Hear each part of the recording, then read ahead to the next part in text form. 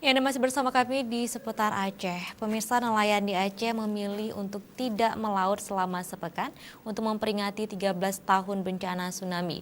Dan mereka pun menggelar doa bersama dan di bantaran sungai Lampulo Banda Aceh, para nelayan menambatkan bot-botnya mulai hari Sabtu dan Minggu kemarin.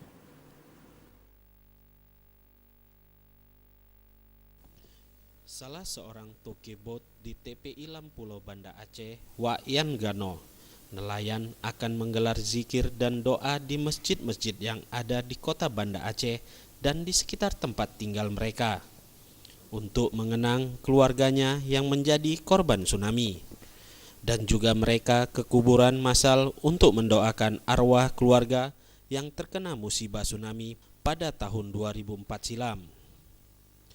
Menurut Wayan Gano, seluruh Panglima Laut Lok Krung Aceh sudah diperingatkan untuk absen melaut. Mulai tanggal 25 hingga 26 Desember dilarang melaut. Kesepakatan bersama sejak dulu, hari peringatan tsunami adalah hari pantang melaut.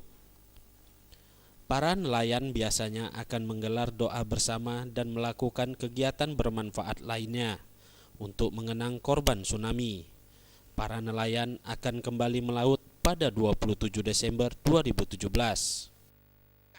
Dalam istilah kata waktu semenjak tsunami sampai sekarang itu tanggal 25-26 kami masyarakat Aceh pinggiran menentukan bahawa doa bersama di apalagi sekarang ini di Lok Krung Aceh, tapi di masjid-masjid semua di wilayah Banda Aceh atau sekitarnya itu ada doa bersama.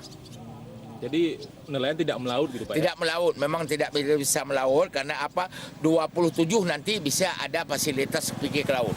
Tapi sekarang diapakan supaya kita untuk bersama merenungkan bahwa tsunami. Mengenang tsunami. Ya. Wayan juga menambahkan, berdasarkan aturan adat Laut Aceh, nelayan juga dilarang melaut pada hari Jumat, sesuai hukum adat.